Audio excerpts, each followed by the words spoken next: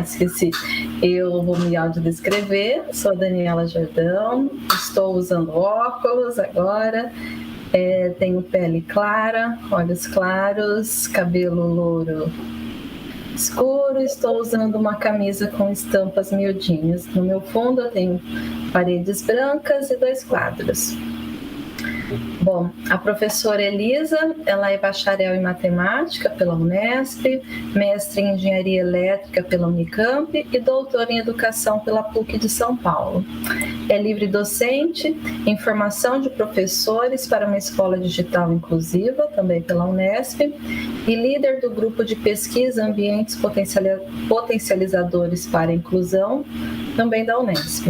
Ela atuou como coordenadora geral de Políticas Pedagógicas da Secretaria de Educação Continuada, Alfabetização e Diversidade, a SECADI, do Ministério da Educação, em 2011, e também foi coordenadora do Núcleo de Educação à Distância da Unesp, de 2011 a 2018. Foi também coordenadora do CEPIDES, que é o Centro de Promoção de Inclusão Digital, Escolar e Social, e atualmente ela é professora adjunta voluntária da Unesp e professora do programa de pós-graduação em Educação da Universidade do Oeste Paulista, a UNOeste. Seja bem-vinda, Elisa. Obrigada, Dani, pelo convite. Olá, pessoal, meu nome é Elisa, como a Daniela falou, e vou me audiodescrever, tá? Eu sou Nisei, descendente de japoneses, tenho cabelo pintado de preto, né, porque já estão bem brancos, estou com um vestido cereja, da cor cereja. Atrás de mim tem uma parede branca, com detalhes, com enfeite em detalhes em madeira, e à minha direita a parede ela é amarela, tá bom? Vou começar a fazer a apresentação e vamos ver se vai dar certo, né? Na janela. Vão me falando se deu certo, tá, gente? Ok. Estou no módulo de apresentação. Já está aparecendo, Elisa. Não preciso voltar aqui. Pronto. Então, hoje eu vou esclarecer sobre o plano de intervenção estratégico. Mas antes de explicar sobre o plano de intervenção estratégico, eu queria explicar por que a gente chegou nessa atividade, porque a gente acha importante fazer esse plano, tá bom? A princípio, quando eu comecei a pensar na minha pesquisa de doutorado, e eu ficava pensando como os professores davam aula. E o que acontecia e permanece até hoje, né? O professor fica lá na frente da sala, ou então na frente de uma tela, falando sobre os conceitos disciplinares. E eu ficava muito preocupada, porque se realmente, de fato, os nossos discentes, estudantes estavam aprendendo. E em seguida nós começamos a trabalhar com formação também. E eu não queria essa formação em que a gente só deposita as informações para as pessoas. Eu queria rever esse processo. Isso por quê? Porque se vocês olharem esse registro da atividade cerebral do estudante que foi feito por uma universidade dos Estados Unidos, eles puseram eletrodos na mente do estudante e observaram durante uma semana. E se vocês olharem,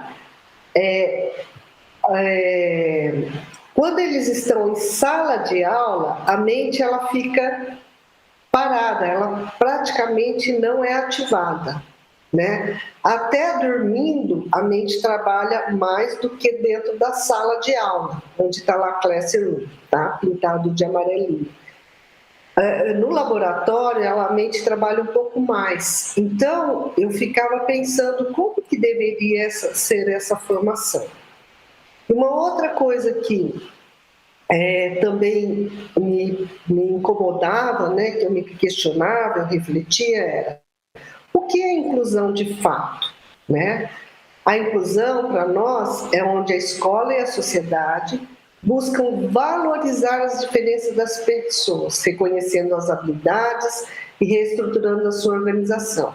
Então, se você pensar em valorização das diferenças, não é respeitar as diferenças, é pensar no valor da diferença que o outro tem em relação a mim. Como que uma pessoa ela complementa o outro dentro da sala de aula. E dentro desse processo, a gente pode utilizar diferentes recursos, como é o caso do Lego Braille Bricks, né? Para o afloramento da aprendizagem e das potencialidades do estudante.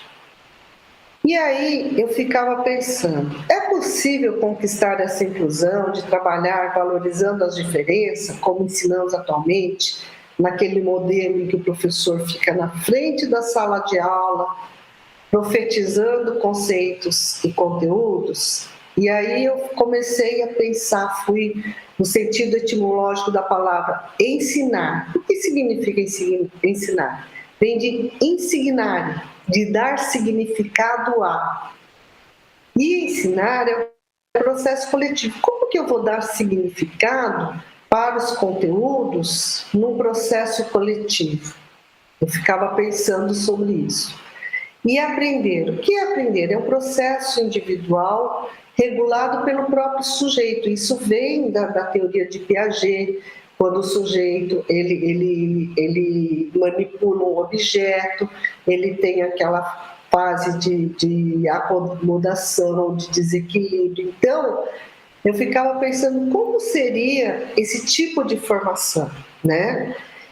E aí eu pensava, bom, mas todo mundo sabe que existe a necessidade de inclusão e a mudança na nossa prática, mas a dificuldade estava em como fazer, como trabalhar numa sala onde nós temos diferentes pessoas com diferentes dificuldades, com diferentes potenciais, e fazer com que essas pessoas se desenvolvam, que o potencial delas seja valorizado, as habilidades delas sejam valorizadas. Se vocês pensarem, eu gosto de usar esse exemplo. Quem tem mais do que um filho, se olhar para os seus dois filhos ou mais, se você olhar para eles, eles são completamente diferentes. Eles tiveram a mesma carga genética, a mesma orientação educacional e são completamente diferentes. Como é que, quando eu coloco dentro de uma sala de aula 20, 30, 40, 50 estudantes que tiveram cargas genéticas diferentes, diferentes formas de educação, e quero padronizar que todos sigam o mesmo ritmo, que todos respondam da mesma forma? É muito difícil, né? Então, eu ficava pensando, como eu posso fazer para mudar isso?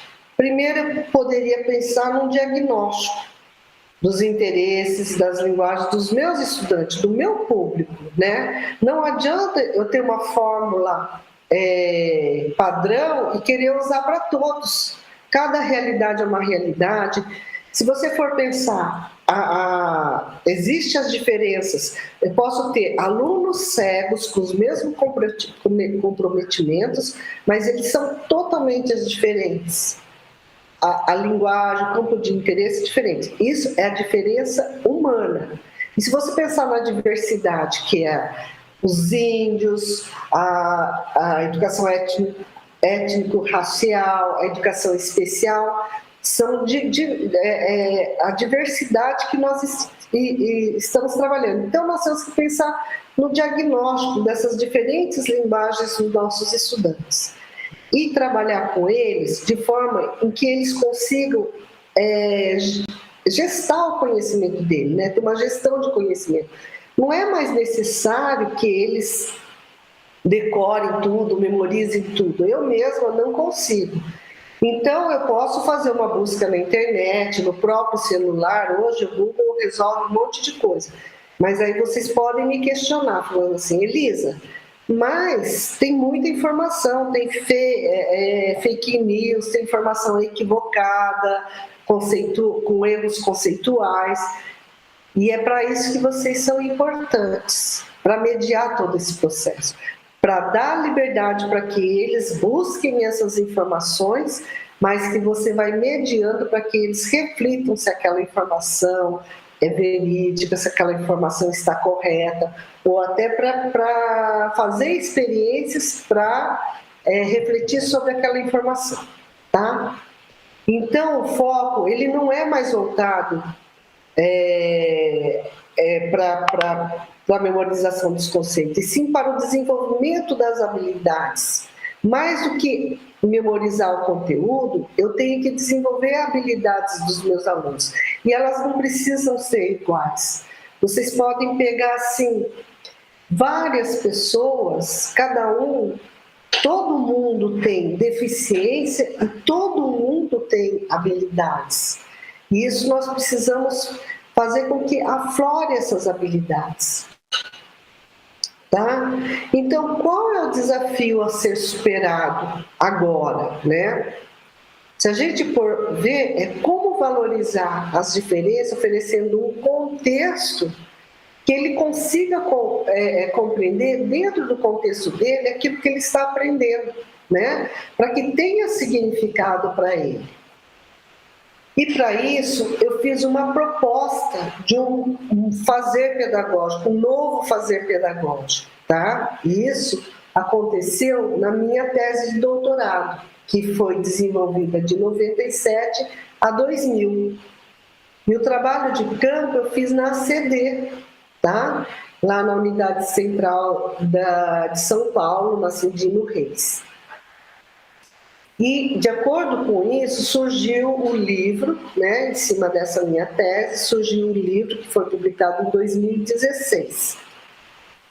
E trabalhando dessa forma, a partir dessa experiência da ACD, eu levei essa abordagem para trabalhar nos diferentes níveis de ensino, desde o infantil até a pós-graduação, até o doutorado.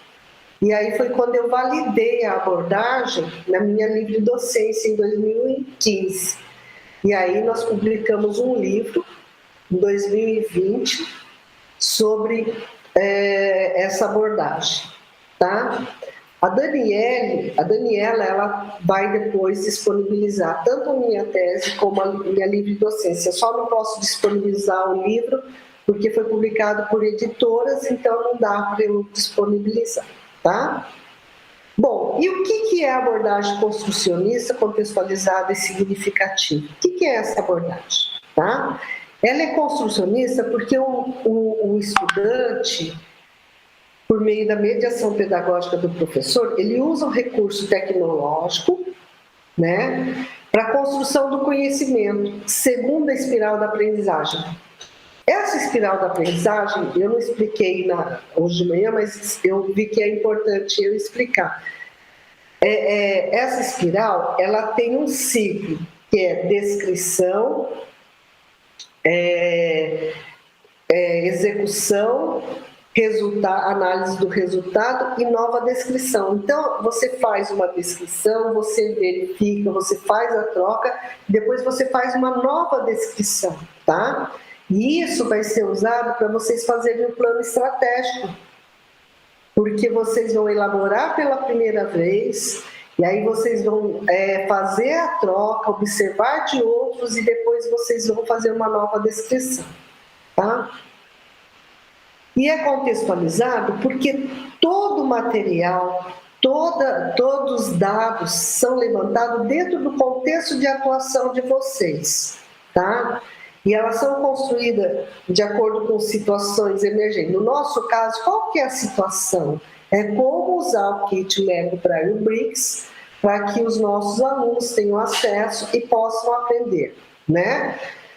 E aí, então, o professor, ele pode trabalhar a alfabetização, trabalhar o ensino de matemática, usando esse kit, tá? O diretor, ele já pode pegar e pensar como fazer para que todos os professores da minha escola consigam utilizar esse material,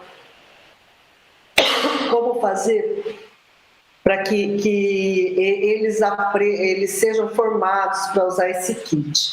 Então, dentro do contexto, você vai pensar num tema, numa proposta, mas vai trazer as informações do seu contexto, do seu campo de atuação. E ela é significativa por quê? Porque não parte da informação para vocês irem inserir dentro do seu contexto. Vocês vivenciam o processo e aí o estudante vivencia o processo e aí o professor ou o mediador pedagógico, ele vai auxiliando e vai formalizando e sistematizando o conceito aprendido, tá? Então, é tipo uma aula invertida. Abordagem construcionista contextualizada e significativa, a gente parte da vivência para formalizar um conceito, e é essa a diferença, tá? E todo o material que a gente usa, ele tem que ter acessibilidade ao desenho universal, como é o caso do Lego Braille Blitz. Ele tem lá a célula Braille para os alunos que têm deficiência visual, para os estudantes que têm deficiência visual, e tem a letrinha lá, segundo o alfabeto em português. Então, todos têm acesso aquilo que está dentro de cada pecinha da Lego, tá bom? E isso favorece a diversidade humana e contribui para a melhoria da qualidade de vida das pessoas, né? Porque todos terão acesso à mesma informação, tá bom? E qual é o desafio de tudo isso? É incorporar a aprendizagem ativa, fazer com que o nosso aluno não fique recebendo a informação, mas que ele seja o ser ativo do processo, o ser proativo do processo, né? No tempo e no espaço dessas tradicionais aulas expositivas que nós estamos dando. Inclusive, no remoto, vários alunos eles reclamavam, dizendo, olha, eu fico ali tantas horas ouvindo o professor falar dos conceitos. Então, a gente tem que ver como fazer para mudar esses ambientes tradicionais e fazer com que o meu aluno ele seja o ser ativo, aonde ele pode demonstrar qual é o potencial dele, como que ele pode trabalhar dessa forma, tá? E aí a gente pode usar... Eu uso como estratégia o trabalho com projetos, ou a aprendizagem baseada em projetos, ABP, tá? E como que eu faço isso? Eu vou dar um exemplo, por exemplo, na CD. Os alunos do quarto ano, da quarta série, que seria o quinto ano aqui, eles queriam entender quem eram eles, né? Porque eles tinham deficiência e se compreender no mundo. Então, o tema gerador ali era eu dentro do contexto social, tá? E aí, a partir disso, a primeira coisa foi eles descobrirem quais eram as origens familiares deles e depois por que eles tinham aquela deficiência, quais eram os cuidados que eles tinham que ter, o que eles poderiam fazer para melhorar em termos de recursos. Lembra, gente, que o meu trabalho de campo foi feito em 1998. Então, eles queriam compreender mais sobre isso, não tinha tantas informações assim. Então, eles criaram um questionário para perguntar para os professores de onde surgiu essa doença, por que surgiu essa deficiência, por que surgiu, o que eles poderiam fazer para melhorar a qualidade de vida. Então, eles tinham que fazer questionário, eles montaram o estatuto da pessoa com deficiência, eles montaram um monte de material e esse trabalho ele se torna criativo, colaborativo. Não era só uma criança isoladamente recebendo a informação. Eles trabalhavam colaborativamente. Eu quero fazer uma pesquisa sobre como, de onde veio a minha família. Então, o professor ele vai pensando em atividades. E aí é bem interessante, porque o professor ele não segue aquela linearidade do currículo. ele vivencia o processo e olha no currículo o que já foi contemplado e vai lançando novos desafios e novas atividades para os discentes, para os estudantes, tá? Então, a aprendizagem baseada em projetos, ela possibilita aprendizagem que parte do interesse do aluno, do contexto, da experiência de cada um, onde os alunos, eles colocam os desejos, eles falam o que eles gostariam de saber mais, e aí os professores vão trabalhando esses conceitos e vão formalizando cada conceito. Por exemplo, teve até um aluno que ele chegou para a professora e falou assim: professora, a gente não vai ter mais aula, a gente só vai brincar. E aí a professora ficou bem preocupada. E aí ela falou assim, eu falei, não, então vamos sistematizar, vamos formalizar esses conceitos com esses alunos. E aí ela distribuiu na sala de aula, né, o que foi aprendido de português, matemática, geografia, história, biologia. E eles foram falando, eles mesmos. Nós fizemos a maquete da nossa casa, do caminho que nós fazemos de casa para cá. Então, eles foram falando o que foi trabalhado de números decimais, localização da história e assim por diante, tá? E esses conceitos, eles são vividos de forma globalizada. Muitas vezes, que nem teve um projeto que era fome, e aí eles queriam saber quais países passavam mais fome. Então, eles foram estudar os outros países e por que eles passavam fome. Tá? Então, eles podem estudar também de maneira globalizada, não só pode partir deles, do bairro deles, da vivência deles, da escola deles, mas também pode ampliar. E para isso, o professor, ele tem que também ser criativo, tem que pensar em atividades e ir formalizando os conceitos de acordo com essas vivências. E aí, aqueles conceitos que não são contemplados com as atividades ou com o desenvolvimento do projeto, o professor pode criar novos desafios, novas situações, problemas, para que o estudante ele procure a solução. Que nem teve um caso que a professora falou assim, que ela não conseguiu trabalhar matemática. E aí eu falei assim, professora, você está trabalhando sobre... os alunos estão fazendo uma pesquisa de como eles vieram, né? Quem que são os familiares dele? De onde eles vieram? Eu tinha um menino que ele era mestiço, o pai era japonês, e o pai abandonou ele quando ele nasceu quarto cripose. E ele queria muito saber de onde, como que era a vida no Japão. E aí ele começou a falar de renda per capita, espaço físico per capita. E aí eu falei, olha aí, professora, aí está a matemática, você pode trabalhar com porcentagem, subtração, divisão, todos esses conceitos de acordo com esses dados que esse aluno trouxe, né? E aí discutir com a sala, e foi bem bacana, que ela conseguiu trabalhar com vários conceitos, e uma aluna ela falou assim, nossa, antes eu tinha que decorar o que estava no livro, subtração, adição, divisão. E aí, quando eu ia fazer a prova, parecia que tinha passado uma borracha na minha cabeça. Agora eu sei discutir aonde que eu estou usando esses dados. Foi bem bacana, tá?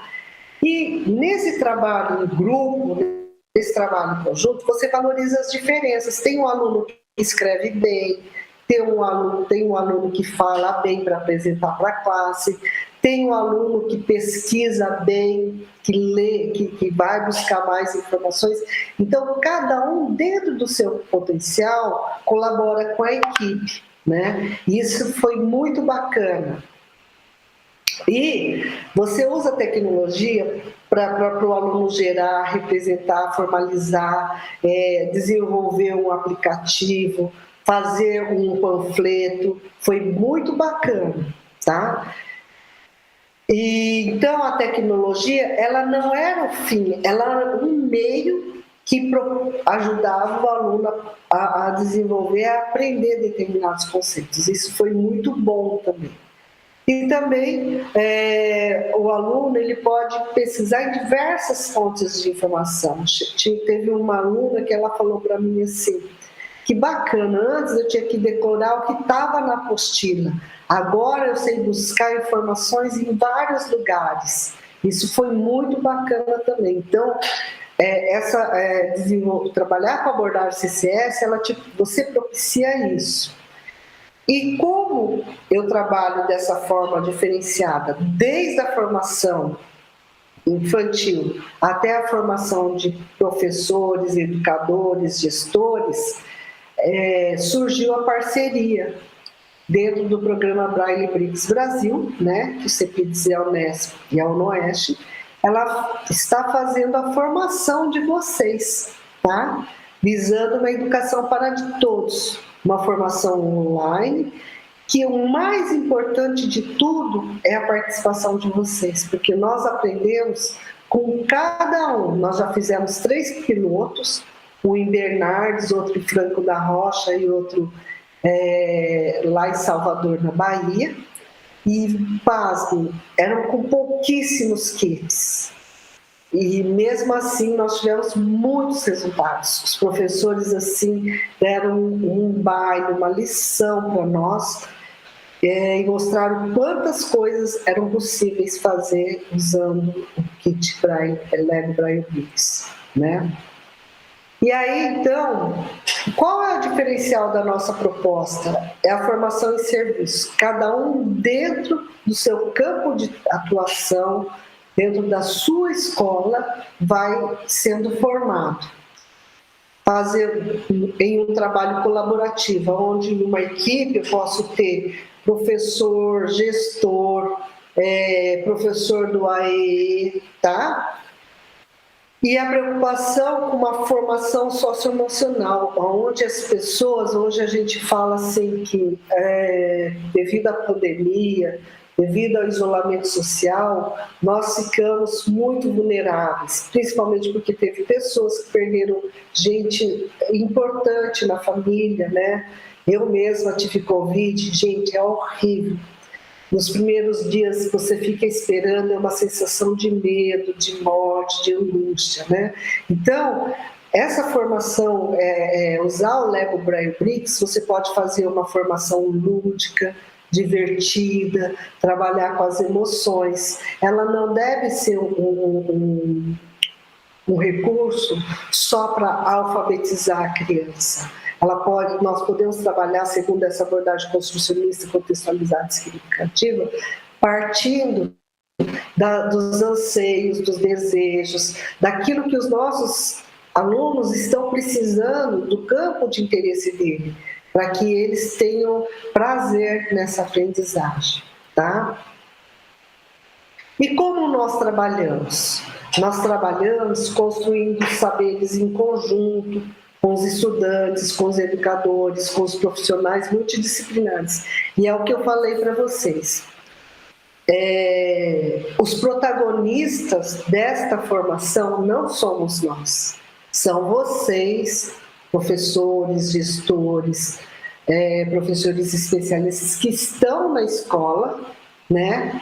E que vão contribuir com os saberes de vocês, e nós vamos trocar, e nós vamos construir uma educação melhor, tá?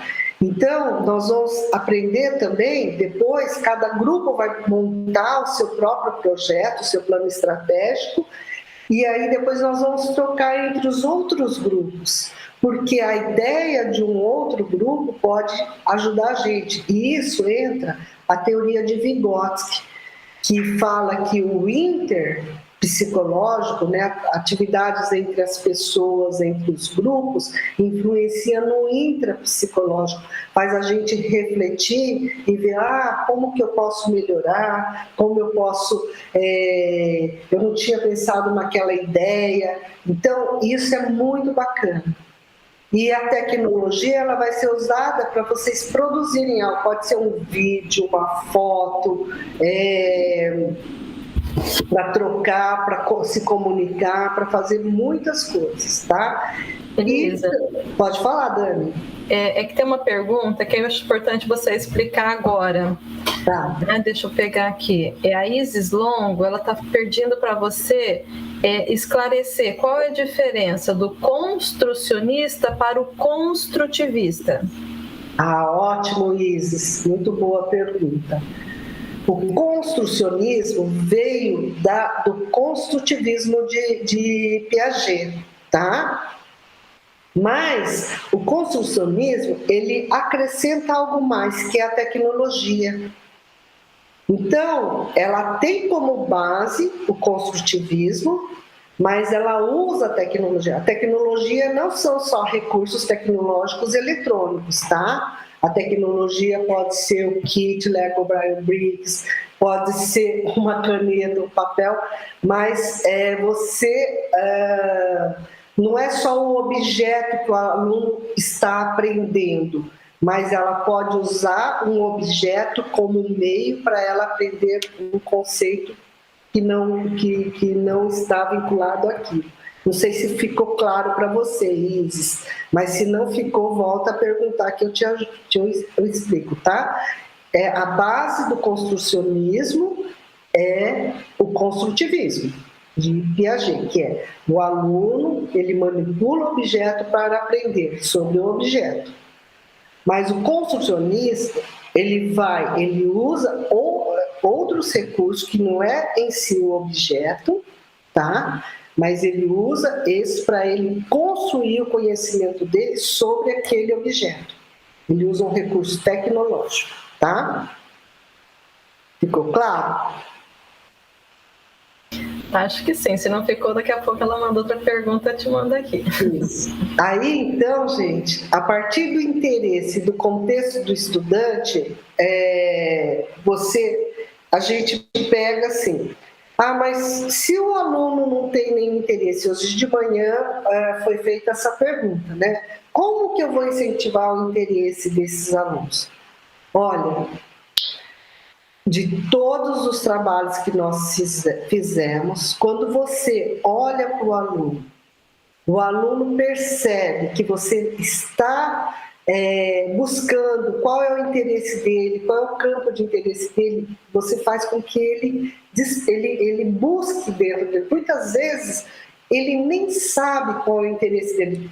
Eu sempre falo, Seymour Papert, que é o pai do construcionismo, tá? Ele fala assim, que a criança, ela nasce autodirigida, né? Ela enfia a mão na boca, ela cai, ela tenta aprender a andar e tal. Aí ela vai para a escolinha, ela passa a ser dirigida pela escola. Então ela vai lá, o professor fica falando, olha, agora você faz isso, você faz aquilo, você faz tal. Ela passa a ser dirigida. E aí vai também o ensino fundamental 1, o ensino médio, e ela é sempre dirigida.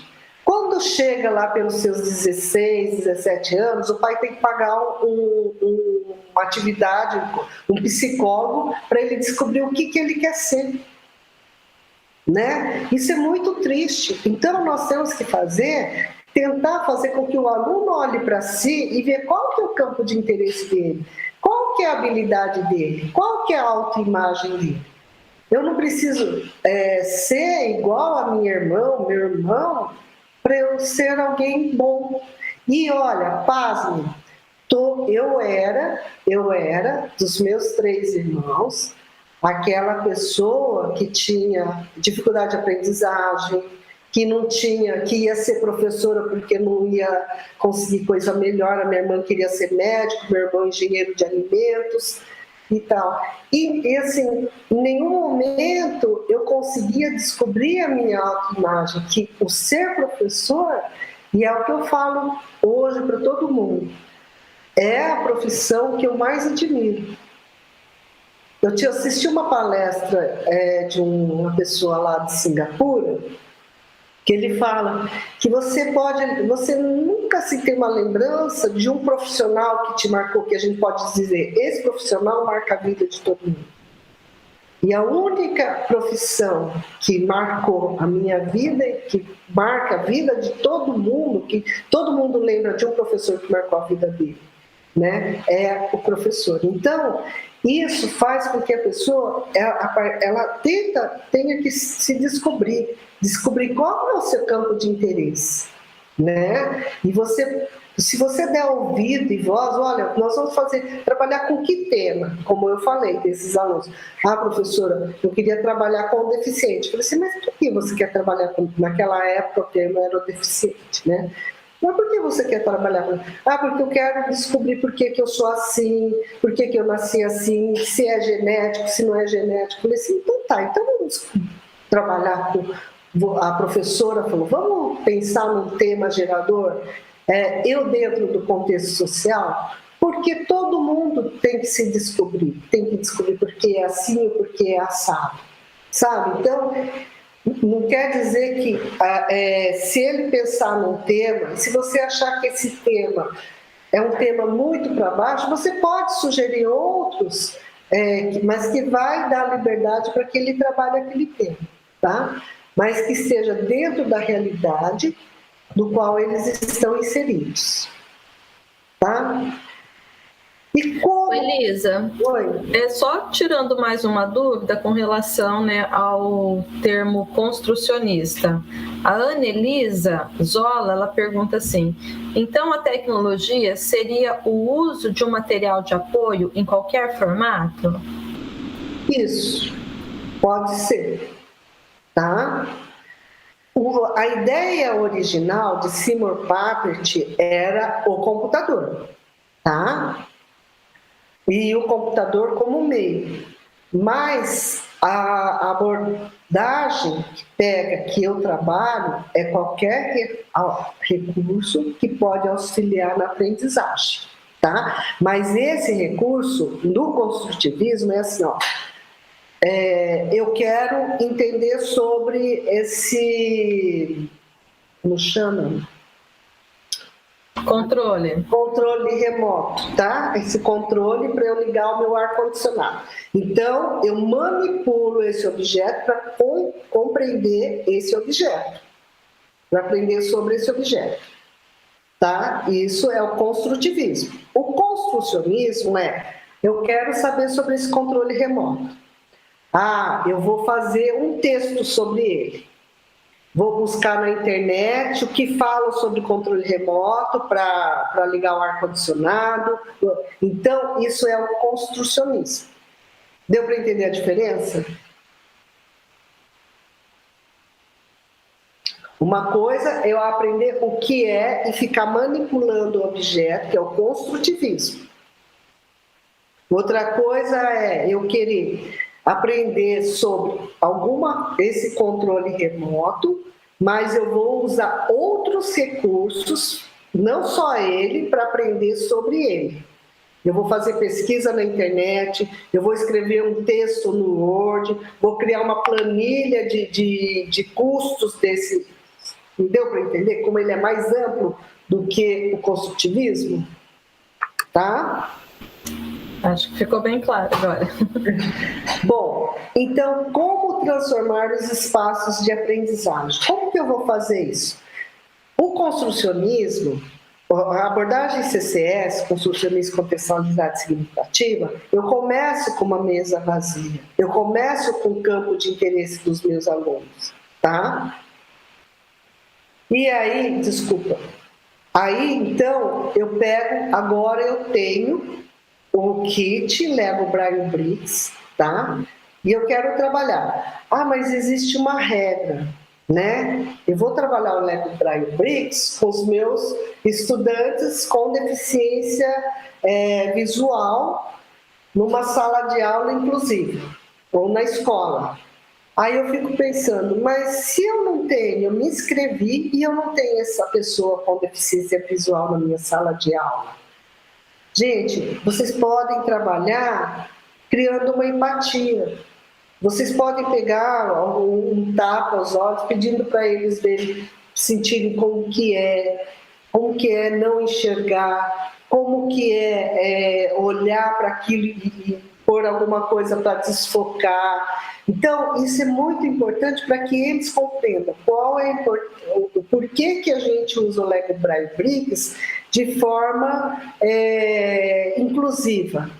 Porque tanto a criança que não enxerga, que não tem nenhum campo visual, que é cega, ela pode trabalhar com uma criança que é vidente. Então, eu posso pensar em atividades dessa forma. Mesmo eu não tendo uma criança que é cega, eu posso explicar para os meus alunos, olha, esse kit foi feito para alfabetizar as crianças cegas.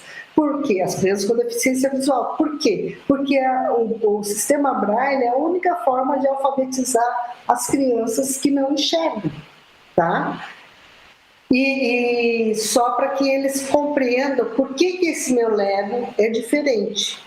Mas vocês vão ver que tem a letrinha, então eu posso alfabetizar também as crianças videntes usando esse material, tá?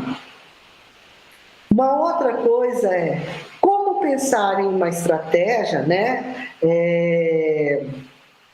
de intervenção se eu não tenho ainda nas minhas mãos o kit Lego Braille Bricks.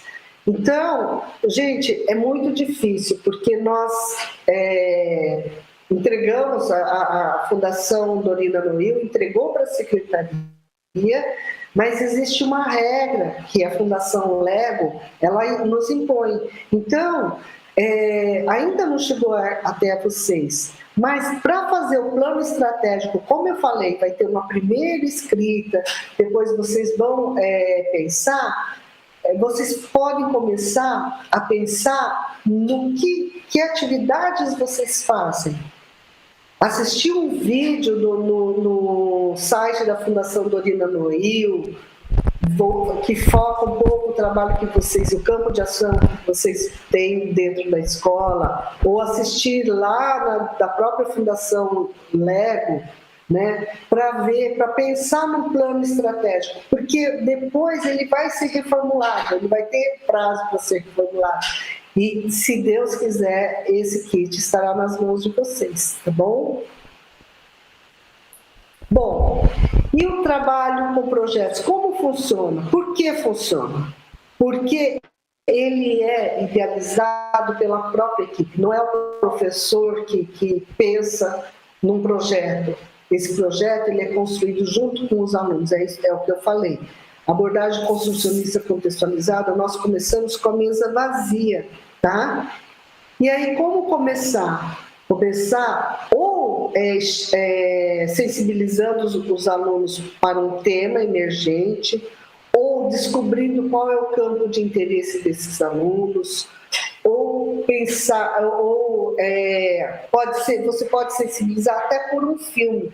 A gente passava um filme para os alunos e falava, bom, que tal a gente fazer um projeto? Lembra que eu falei que o tema era a violência de um projeto? Porque a escola, o índice de violência era altíssimo e de analfabetismo funcional estava em torno de 90%. Então, como estimular esses alunos para trabalhar o tema violência? Então, eles não queriam saber de violência, mas nós começamos a instigá-los, a sensibilizá-los. Teve até uma menina que falou assim, dona, eu sei o que é violência, o que a senhora veio fazer aqui? Eu falei, e o que é violência doméstica? Claro que é o patrão bater na empregada. Aí todo mundo riu, eu falei assim, então, que legal, você viu que tem uma outra definição, vamos buscar. Então a gente faz toda essa parte de sensibilização para despertar o interesse nos alunos, principalmente num tema emergente dentro daquela escola, tá? E aí, qual é o objetivo? Nós temos que pensar, quando eu vou pensar para trabalhar com a abordagem CCS, tendo como estratégia de trabalho com projeto, eu tenho que pensar qual é o objetivo daquilo, né? Que conceitos, qual é a minha atuação, o que eu preciso fazer para melhorar a minha escola, o trabalho que eu faço com os meus alunos, ou eu, enquanto gestor, o trabalho que eu faço dentro da escola, junto com os meus professores, tá? E eu tenho que pensar que resultados eu espero. com esse projeto, tá? Então, isso é muito complexo, não é fácil. Eu sempre falo assim, que sempre quando a gente vai trabalhar numa escola, com esse novo fazer pedagógico, com essa abordagem, os professores, eles se sentem sem chão. E eu sempre falo que, na verdade, a culpa é nossa da universidade, porque nós formamos os nossos professores para a universidade e não para a escola, né? E também, e aí o que acontece? Os professores da escola, eles ficam preocupados com os conteúdos, com os conceitos, e eles formam as crianças para a escola e não para a vida. Então nós temos que inverter essa lógica, nós temos que formar vocês, no campo de atuação de vocês, para a escola que vocês estão, por isso que a abordagem ela é contextualizada, para que o que nós queremos alcançar, os resultados que nós esperamos, é a utilização desse recurso que foi tão bem idealizado pela Fundação Dorena Noil e desenvolvido pela Fundação Lego, tá? Foi um processo longo e que a gente tem bastante experiência de que esse recurso ele ajuda muito, não só na alfabetização das crianças que não enxergam, mas também nas atividades pedagógicas das crianças, tá? Então, a gente quer que vocês pensem em como trabalhar isso de uma forma colaborativa, junto, fazendo um time de trabalho. Pode ser na escola, pode ser na diretoria, pode ser numa articulação entre o professor da classe comum e o professor do AEE. Isso quem vai determinar é vocês, tá? E eu até falei para o pessoal hoje de manhã que teve que, com esses pilotos que nós fizemos em Bernardes e Franco da Rocha, nós mandamos o projeto para um evento internacional e de 1.000 e poucos trabalhos vindo do mundo inteiro, 100 e poucos foram selecionados. E o da Lego foi um dos selecionados. Só que é lógico que a gente, como era o piloto, não tinha ainda os resultados. Agora que nós vamos escolher os resultados junto com vocês, e pode ser que com vocês nós podemos ter um projeto premiado pelo WeMed Education, que a gente fala que é o Oscar da educação, né? Então é uma vez por ano, feito pela Universidade da Pensilvânia, mas todos os países estão envolvidos. Dubai sempre ganha, porque é um país riquíssimo, né? Mas a gente, no Brasil, com 10 kits, nós conseguimos ficar entre os 10 melhores da categoria K12, que é infantil, na educação infantil, e já estamos muito felizes. Quem sabe com essa experiência, com essa formação que nós estamos fazendo junto com vocês, nós possamos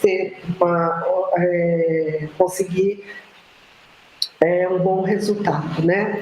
Bom, Elisa, antes de você continuar, tem uma questão. Primeiro pedir o nome do teórico, né, que fala sobre o construcionismo. Aí já passei, que é o Seymour Papert, né? E a Isis Longo, ela continua perguntando, né, sobre a espiral. Professora, a lógica do planejamento em espiral seria uma quebra de paradigma do planejamento anual, geralmente engessado pelos bimestres letivos? Isso mesmo. É Isis, né? Isso, Isis Longo. Isso mesmo, Isis Longo. O planejamento que você faz anual, né, você faz no início e você tem que ir com ele ao longo. Nosso planejamento, você faz o planejamento inicial, você descreve o seu planejamento inicial e você vai vivenciando esse planejamento. E ao longo dele você vai melhorando. Você sabe a palavra Kaizen? É melhoramento contínuo. Então, você descreve, faz a primeira atividade, viu que tem que ser melhorado, você faz um novo planejamento, você reformula esse planejamento. Então, ele acontece ao longo dele. e aí ao final você tem uma reunião, um resultado. Então, por isso que você fala de espiral de aprendizagem. Você começa com algo tão pequeno que ele vai crescendo, crescendo, crescendo, e você vai aprendendo várias coisas, tá? É isso mesmo. Elisa, podia dar o exemplo para Isis do nosso curso aqui, Isis. Para a gente começar esse curso, a gente teve que entrar em contato, né, com as secretarias, aí as secretarias nos exigem, né, qual é o conteúdo que vai ser trabalhado, né, eles querem toda uma estrutura do curso. Né? A gente não começa assim com a mesa vazia, né? Então eles têm toda uma... qual conteúdo vai ser trabalhado, cronograma, enfim. Então a gente envia tudo aquilo para a secretaria. Só que ao longo do curso, né, eu vou trabalhar todos aqueles conteúdos, mas eu posso ir fazendo ajustes. Bom, é melhor um fórum aqui, é melhor prorrogar um prazo ali, e a gente vai fazendo os ajustes, né, de acordo com o nosso público. Né? No caso, vocês que estão fazendo o curso aqui agora. Então, não é que não tem, né, planejamento nenhum, né? Porque muitas pessoas confundem isso, né? Acho que vai, né, começa do nada, né? Mas não, existe um planejamento, só que também existe essa flexibilidade. Exatamente. Nós fizemos 3 pilotos antes de começar essa formação. E nesses pilotos, cada contexto era um contexto, era uma realidade. Agora nós começamos a formação. A gente podia ter feito, como vocês podem olhar, os cursos que vocês fazem, não sei se vocês fizeram mais cursos, ele vem com aquele planejamento, ele é do início ao fim daquele jeito e não tem mudança. Não tem flexibilização, não tem prazo, nada. No nosso caso, tanto. Nós vamos de acordo com o que vai acontecendo e o que pode ser melhorado, certo? Então, isso é abordagem CCS, é essa espiral de aprendizagem que a gente faz, tá? Tem mais uma perguntinha aqui, Elisa. Pode falar. A Ana Cláudia Faitaroni. Como selecionar temas para projeto de curto prazo e como obter resultados também a curto prazo? Então, vamos pensar. Quando eu fiz a minha... não vou falar da CD, vou falar de um projeto de uma escola em que a professora percebeu que os alunos passavam fome e que eles iam para a escola só para comer. E aí o projeto que ela desenvolveu para os alunos era sobre fome. E aí foi um projeto de curto prazo. Como que ela desenvolveu esse projeto, a professora de matemática e português? Primeiro vocês observam o que vocês comem em casa. Aí eles pontuaram. Bom, agora nós vamos descobrir pela internet quais são os valores nutricionais de cada um desses alimentos, certo? Depois, agora, o que vocês comem na escola? E aí ela ia fazendo um comparativo. Então, eles foram aprendendo português, porque ciências, né, biologia, matemática, porque aí eles começaram a fazer valor calórico, não sei o quê, não sei o quê. Aí era assim, era um projeto curtíssimo. Só que aí os alunos falaram assim, professora, só o Brasil passa fome? Ela, não, vamos procurar os países que passam fome. Quais são os países que mais passam fome? Por quê? Porque passaram por uma guerra. Então, você pode começar com um projeto a curto prazo, que no caso dela era só isso, ela queria que eles se percebessem, né? E foi bem bacana, porque assim, quando nós começamos a trabalhar com esses projetos, era só a professora de português e matemática. Aí a professora de geografia não quis, ela quis só observar. De repente, ela estava trabalhando com os alunos dela sobre esse projeto, junto com esse projeto, né? E a professora de português, ela falou assim, Elisa, eles não conseguiram concatenar uma frase. Agora, eles estão escrevendo sobre os valores nutricionais de cada alimento que eles comem e estão se questionando que eles precisam de ver, pensar em uma comida mais balanceada, pensar na saúde. Então, é muito bacana isso, sabe? Assim, apesar de ser um tema que era curtíssimo, era pontual, ele cresceu. Então, trabalhar com projetos, às vezes a gente pensa que é uma coisa curta, ela se amplia. Teve um projeto que eles queriam trabalhar sobre a Olimpíada, que naquela época era a época das Olimpíadas, né? E era um tema que a gente achou que ia durante o ano inteiro, e foi um projeto curtíssimo. Por isso que eu falo que a gente tem um planejamento, mas esse planejamento ele só se acaba, né?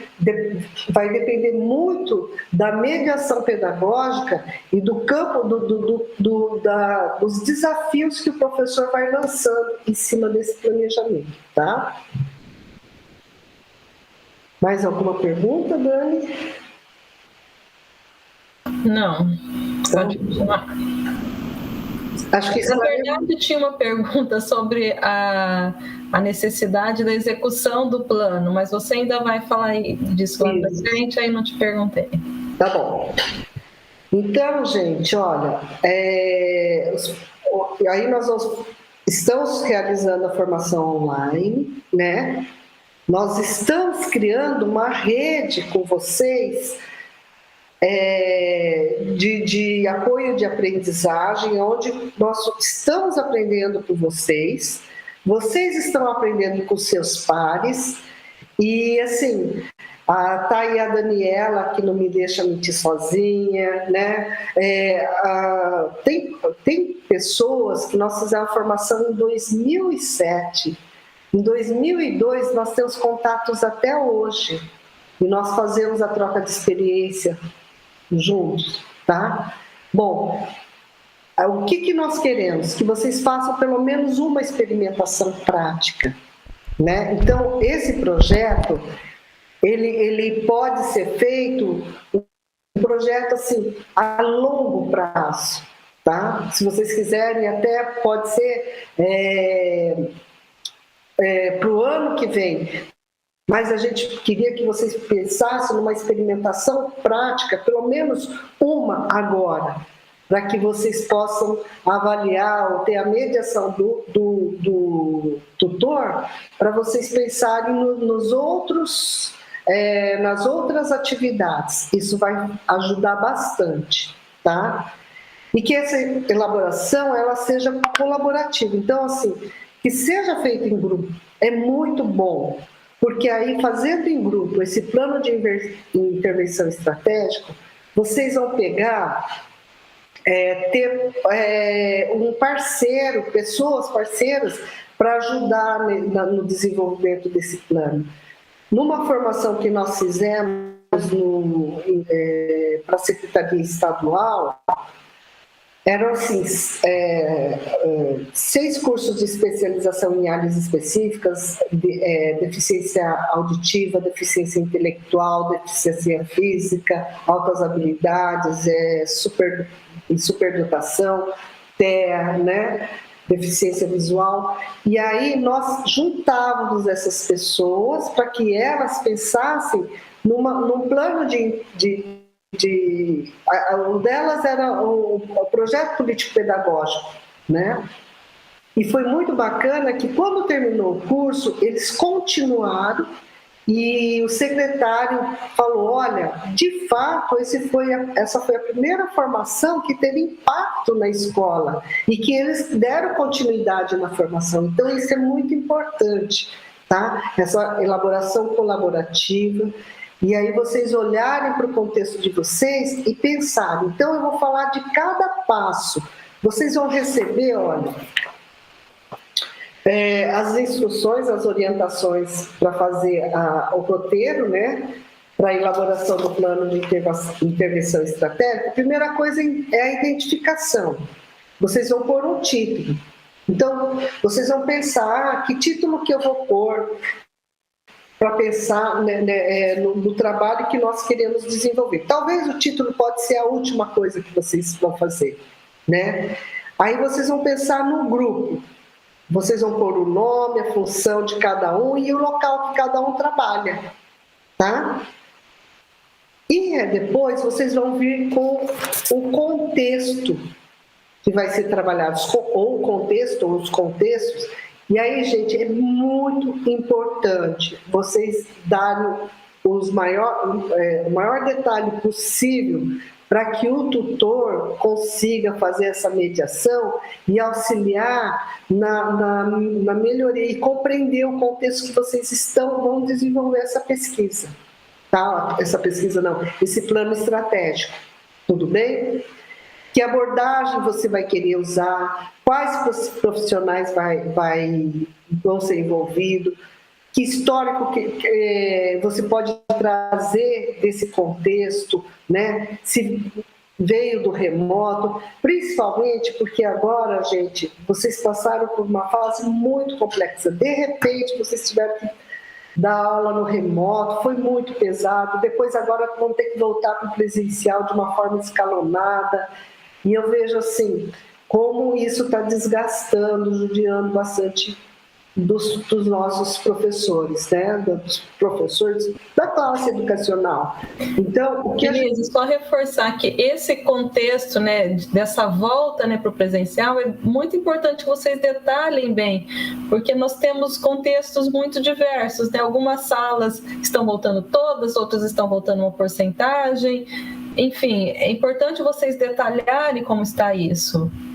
Isso, porque dessa forma que a Dani está falando, quanto mais detalhes vocês derem, mais nós vamos poder ajudar nesse plano que vocês querem desenvolver.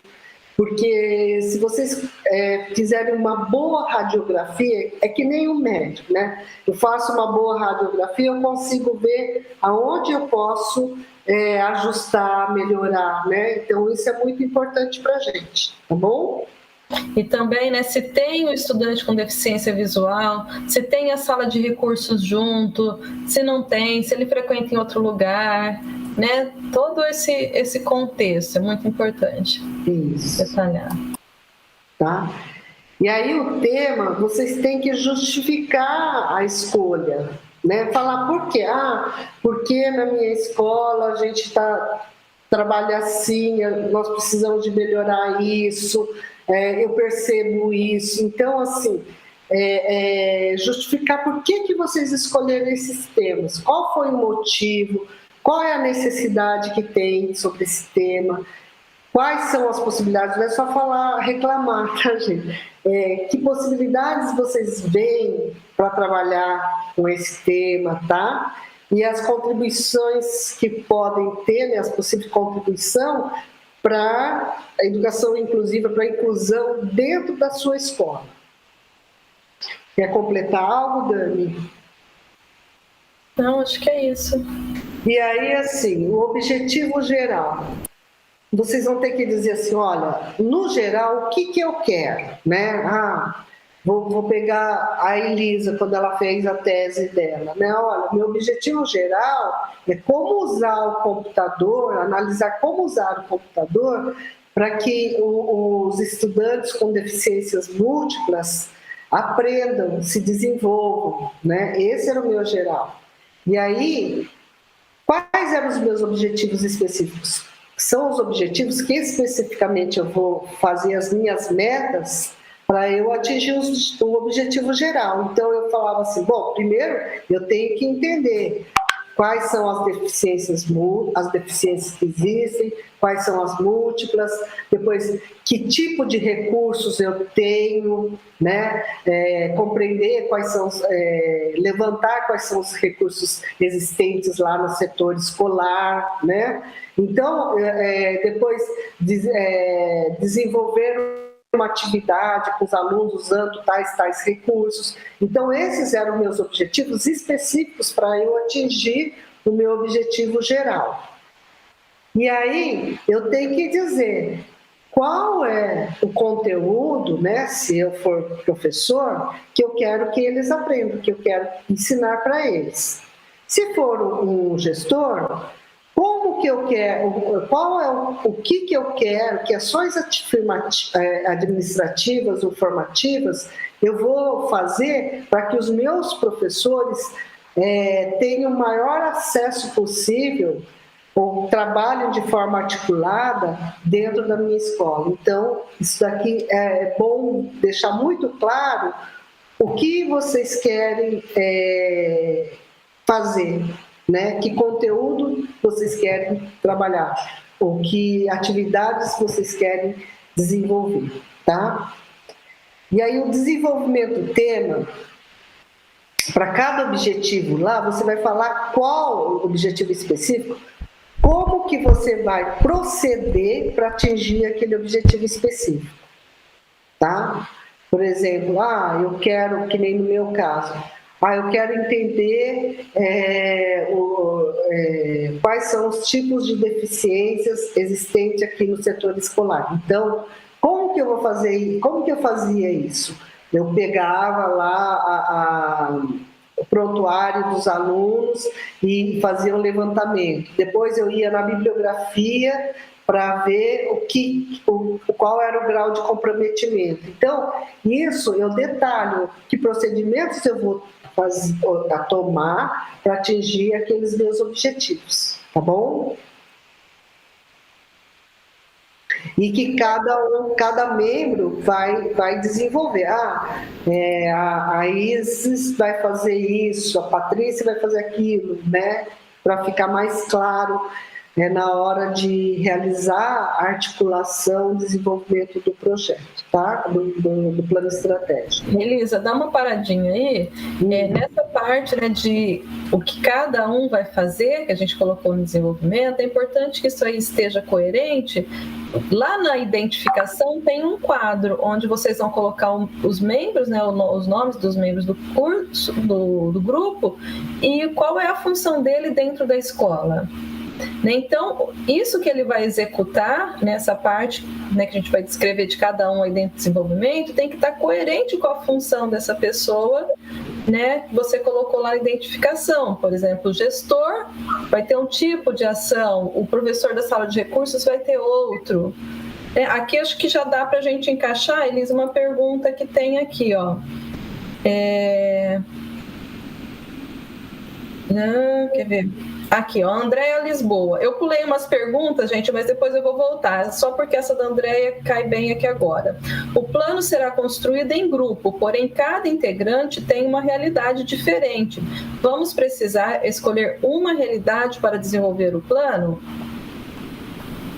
É isso, Andréia, a gente escolhe uma realidade, só que todos, né, vão ter uma função. Aprofunda um pouco mais aí, Elisa, conforme você falou hoje de manhã. Isso vai depender, por exemplo, vamos pensar assim, que nem hoje de manhã. Como fala? Uma cursista, ela falou, olha, eu queria trabalhar com os professores das diretorias, né? Por quê? Porque eu estou me sentindo meio que sozinha, então são várias diretorias, certo? Aí vocês podem planejar uma atividade. Se vocês quiserem fazer nas diferentes diretorias, ver qual foi o resultado e fazer uma análise desses resultados, ok, não tem problema nenhum, né? Mas se, por exemplo, vocês vão fazer lá, são várias pessoas e tem várias realidades, mas vocês acham muito complicado o período, o tempo que vocês têm para fazer isso. Então vamos fazer em uma realidade só, né, para ver qual é o resultado, e depois a gente faz aqui nessa realidade como piloto, depois no futuro eu vou saber qual foi o resultado, vou analisar tudo isso e vou melhorar a minha realidade. Vocês entenderam? Assim, para o curso, como o prazo é curto, né, até dezembro, talvez seja mais fácil fazer em uma realidade só. Mas isso vai depender de cada grupo, de cada tema, de cada e dos membros que estiverem envolvidos nesse grupo, tá? Porque é muito importante vocês olharem para o contexto de vocês e para o campo de atuação, né? Tudo bem? Será que confundiu mais, Ana? Não, acho que ajudou. Tem mais algumas perguntas? Você quer terminar de falar? Tá, então vamos lá. Então, os recursos didáticos do LBB. O que eu vou usar? Vou focar mais na parte da parte de usar os bloquinhos para trabalhar matemática, né? Não sei o quê. Ele tem que entrar, com certeza. E além do LBB, teve alguém que falou, olha, pode ser que eu tenha recursos para auxiliar, por exemplo, posso usar o celular para fazer fotos, ok? Vocês estão entendendo? Então, além dos recursos que vocês têm, eu vou fazer um material tátil também. Então, esses recursos que eu quero, que nós queremos que vocês deixem claro, porque quanto mais informações vocês nos derem, mais vai ser fácil para os especialistas, para o tutor ajudar nessa mediação pedagógica. Tá? Hoje de manhã teve até uma professora de educação infantil, né, que vai aliar a argila. Isso. Isso é muito bacana, tá? Porque ela trabalha com lúdico e aí ela falou que vai aliar usando a argila. Perfeito. É isso que nós queremos, porque dentro dessa criatividade de vocês são muito, muito, muito melhores do que a gente pensa. Né? Porque vocês pensam, a Daniela fala que eu acredito muito mais nos outros do que eles mesmos acreditam neles, né? Mas, gente, eu falo que os professores, eles sempre me ensinam a cada dia, né? E a avaliação é assim, como que vocês pretendem avaliar para ver se essas ações que você planejou no plano estratégico foi eficaz, surtiu um bom resultado, né? Então, isso é bastante interessante, porque aí o mediador também ele vai ajudar você a complementar e ampliar essa avaliação, ou então um amigo seu vai falar, puxa vida, que ideia bacana de avaliação, eu vou trazer para o meu plano estratégico, tá? E o cronograma é isso. É você definir para cada procedimento que vocês vão fazer, em que período, em que fase, ou em que dia ou mês. No meu caso, eu sempre falo 2 meses após o início do plano estratégico, 3 meses, porque às vezes a gente planeja para uma data e não dá certo. Então, para não ter que ficar alterando, eu sempre faço por mês, né? Mas cada um pode fazer como quiser, vai ter que pôr assim, para cada procedimento, para cada desenvolvimento, qual é o período, quanto tempo eu quero trabalhar naquilo, pelo menos, tá? E as referências é isso. Se eu usar a BNCC, que nem hoje de manhã teve uma pessoa que quer trabalhar com a formação socioemocional, porque ela sente que os alunos emocionalmente estão muito abalados, né? Então, ela vai usar a BNCC. Então, a referência é a BNCC, tá bom? Bom, gente, é isso que eu queria falar para vocês e vamos dialogar agora para a gente conversar sobre as dúvidas de vocês, tá bom?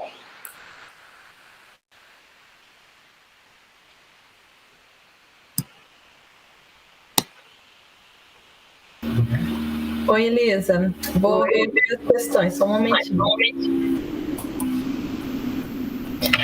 Em relação ao cronograma, Elisa, só queria enfatizar mais uma vez, né, que basta que os cursistas coloquem um pequeno...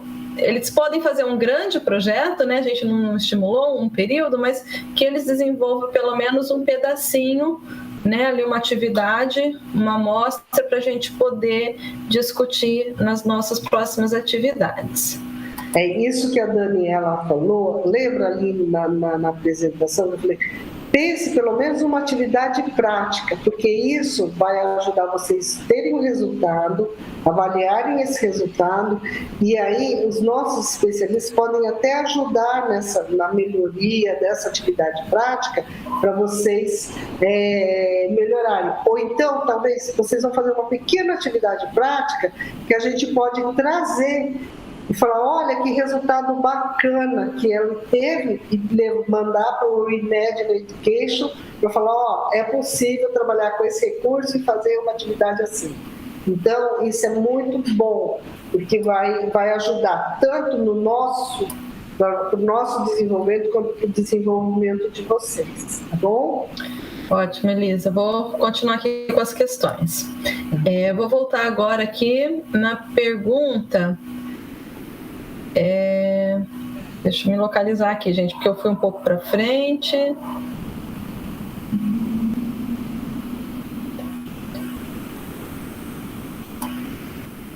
A Isis Longo perguntou assim: minha dúvida, escolher a turma ou definir a turma a partir da existência de estudante com deficiência na turma? Quando existir o estudante com deficiência na escola, vocês deem preferência para a realização do projeto nesta turma. Né, Elisa? É assim, tem gente que não tem aluno com deficiência, então é livre. Agora, se eu tiver uma criança com deficiência visual, para nós é melhor. É melhor porque essa experiência, ela é rica, né? Porque o Lego Braille Bricks, ele tinha um público-alvo, ele tinha um campo de interesse.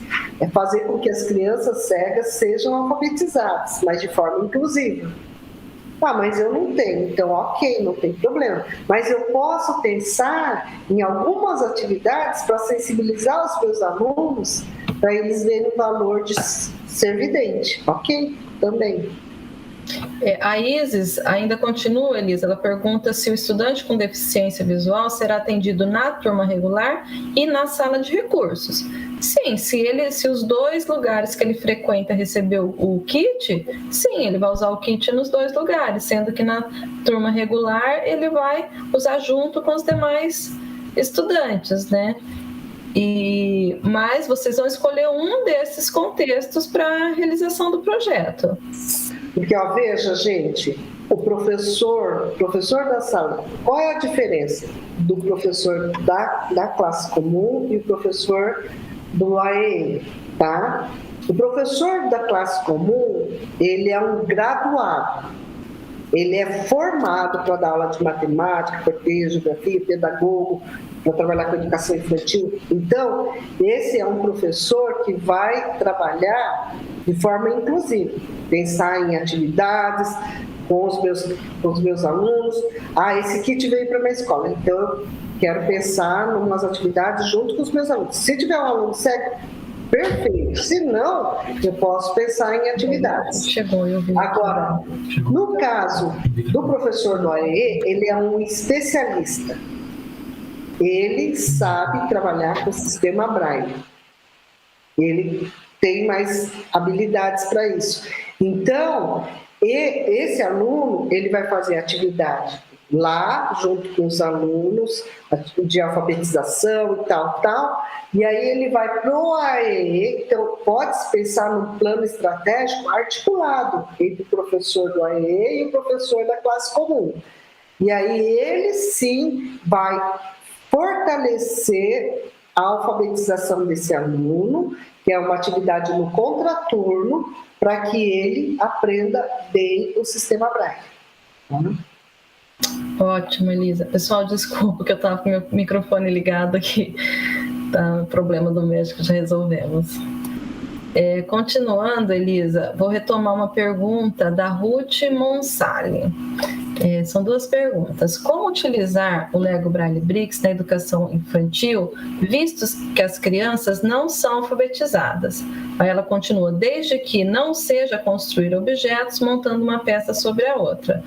Ruth, antes que a Elisa fale, né, queria te deixar como sugestão, lá no site da Fundação Lego, nós temos duas séries de atividades, elas estão separadas em duas categorias. Uma categoria de atividades pré-Braille e outra categoria de atividades para o ensino do Braille. Então, essas atividades pré-Braille são todas atividades voltadas para a educação infantil. Tá? Tem uma série de atividades lá, todas voltadas para essa faixa etária.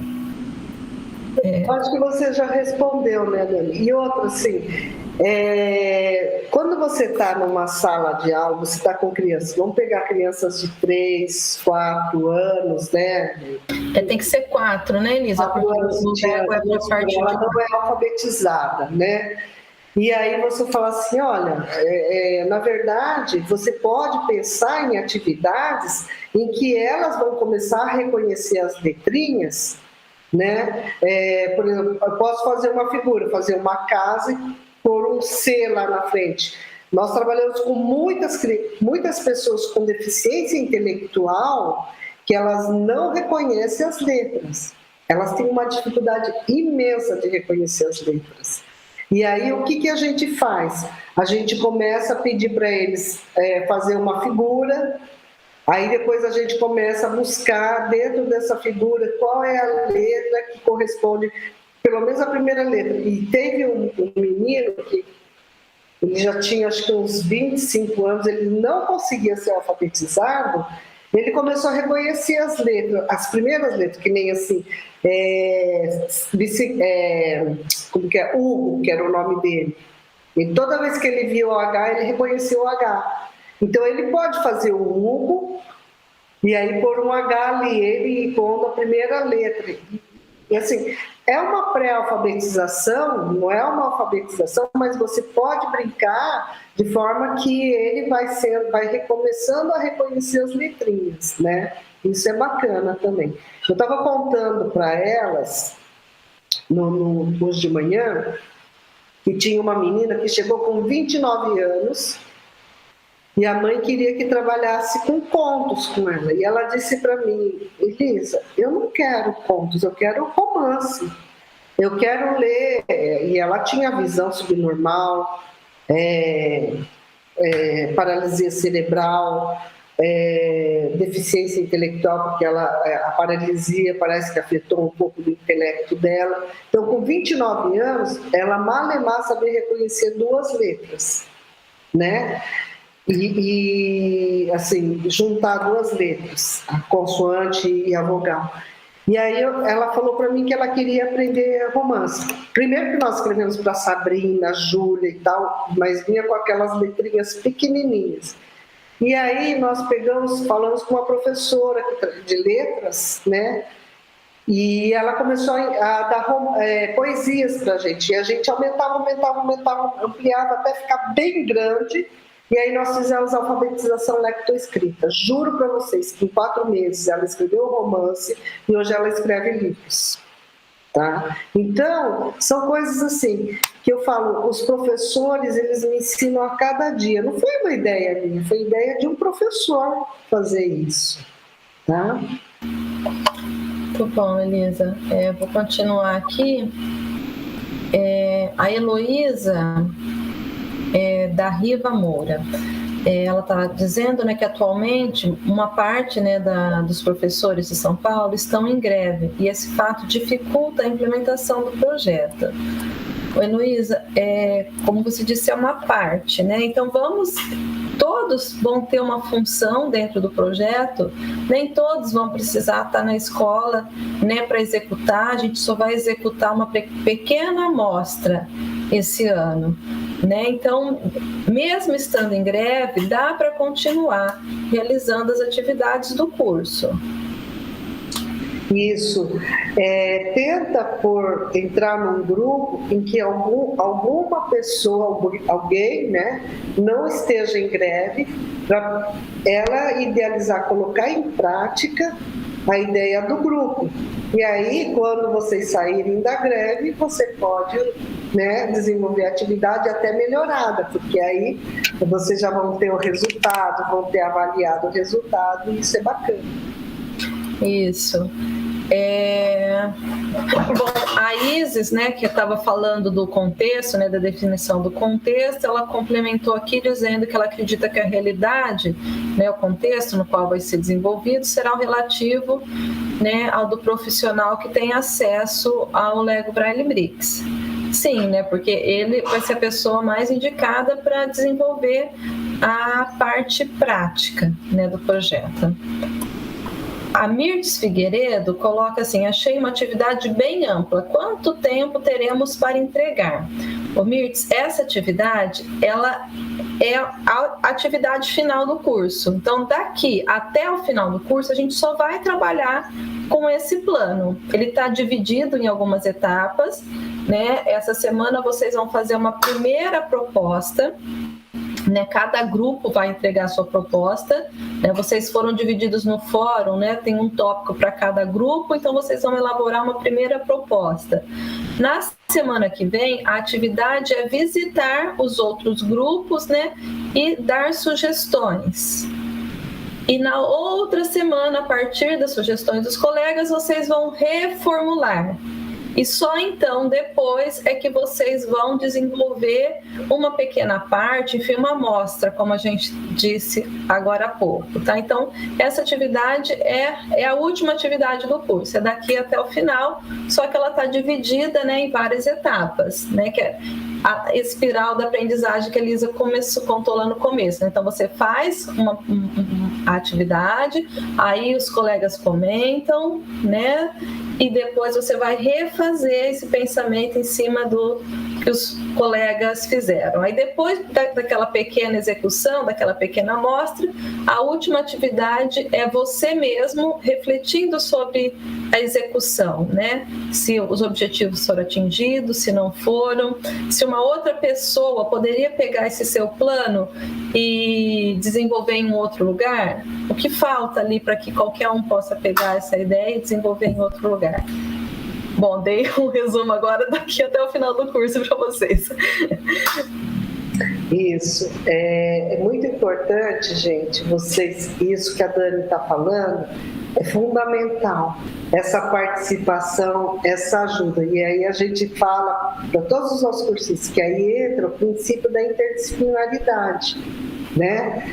Que essa troca de saberes, ela ajuda a gente a complementar as ideias, a crescer as nossas ideias, né?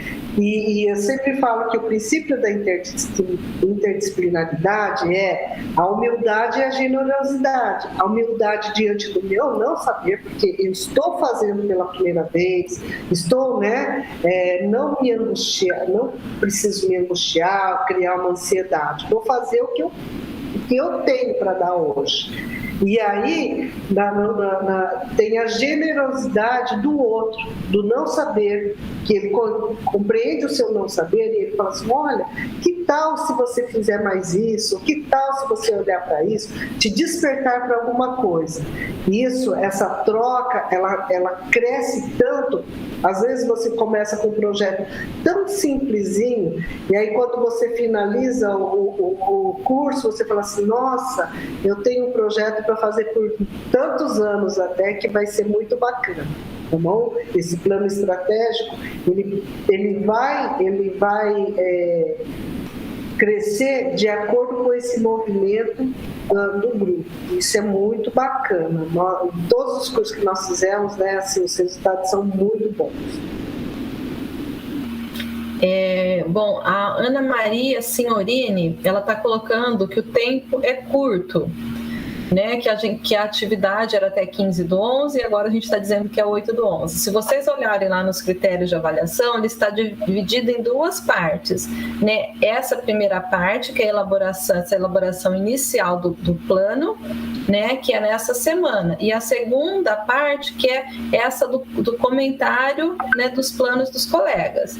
Então, nós pedimos para vocês se organizarem em grupo há 3 semanas atrás. Né? Então, a gente está acreditando que os grupos estão organizados. Então, agora vocês têm essa semana para fazer uma primeira proposta. Aí tem gente, a Flor colocando, né, que o tempo é curto para encontros. Não necessariamente vocês precisam se encontrar. Vocês têm um ambiente ali do fórum, uma pessoa do grupo pode dar o pontapé inicial, a outra vai complementando, tá? E vocês vão dialogando ali pelo fórum. Tá, gente? Então, se puderem marcar um Google Meet para conversar todos, ótimo. Mas se não puder, né, eu e a Elisa, a gente escreve artigos assim, quantas vezes, né? Uma vai, escreve um pouco, outra escreve outro pouco, né? Muitas vezes sem a gente marcar esse momento síncrono. Então, e cada um faz dentro do seu tempo, do seu prazo. Isso.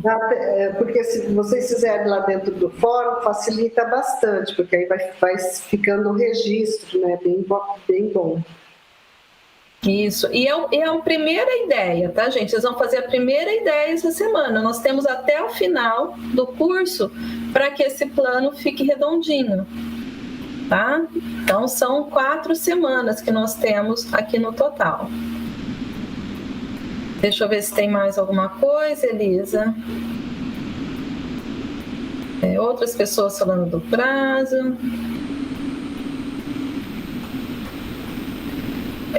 Denise, nessa semana, Denise Alves está falando assim, temos que incluir registro fotográfico ou vídeo da atividade proposta ou somente o plano? Nesta semana, apenas o plano. Aí lá no final, na semana que vocês forem executar, é que vai entrar essa parte de registro. Agora é só o plano escrito. Você pode pôr no plano, né, escrever no plano que você tem a intenção de fazer os registros fotográficos, filmes, né, das atividades. Isso você pode pôr no plano, nada impede. Aí a Meire Aparecida, trabalho com educação especial, mas não tenho crianças que faz uso do Braille Brix, não tenho sala de recurso. Tudo bem, Meire, você vai se inserir, né, no grupo, né, de alguém que tenha recebido o kit. Essa era a última questão, Elisa. Tá ótimo, então. Gente, olha, independente, essa web era mais para explicar para vocês, né, como que vocês devem fazer, por que existe esse plano, que é para tirar essa ansiedade, esse medo, só a primeira construção, e que esse plano vai ser de acordo com a abordagem, e que esse plano pode ser ao longo de muito tempo, mas que a gente pede que dentro desse plano vocês preveem só pelo menos uma pequena atividade para vocês desenvolverem.